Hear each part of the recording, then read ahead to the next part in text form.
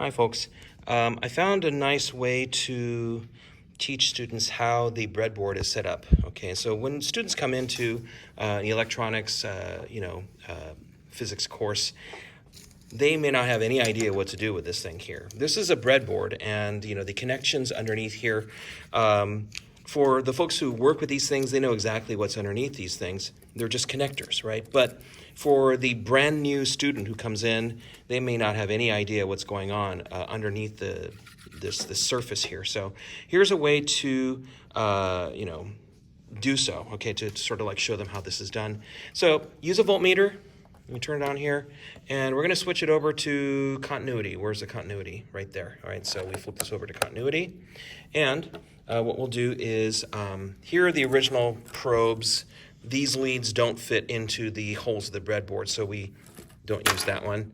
We use these over here with the banana clips on one side and the alligator clips on the other, and we use these leads over here, and we plug this in so that we have black to common, red over to the continuity symbol over here. And as you can see, when we connect these together over here, you'll get a beep. Okay, it's a very quiet beep, but using this, what they can do is probe using these leads here, 2 points inside here. So for example, move this back over here. I'll plug this in arbitrarily to just one of these things over here like this. And then they figure out, okay, well, how are these connected? Are these connected this way? No beep, okay? What about here? No beep. What about here? No beep.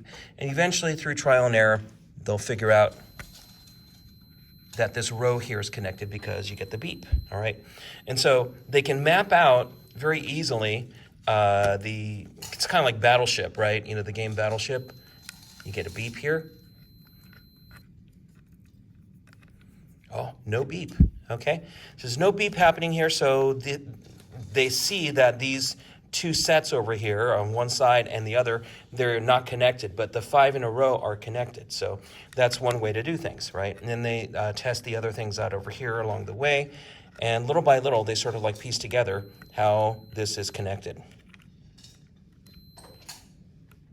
Okay, so this is kind of a fun way for them to map out the underlying reality of what's going on here, with the breadboard. And you can also just sort of pause on this and show them that when you take a breadboard apart, remove the backing, it looks like this, all right? And so you can do this as a final reveal to see whether or not they did it correctly. The things that are 5 in a row like this are all interconnected by a conductor underneath. So here and here, there's 5 in a row. But then the ones along the vertical, the blue and the red, the plus and minus over here, right? These are all connected like this, okay? So that you can indicate this very nicely in this this little game, right?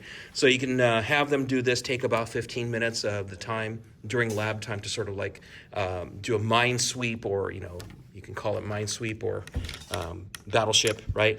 And try to figure out what the inner workings are of the conductors inside the breadboard itself. There you go.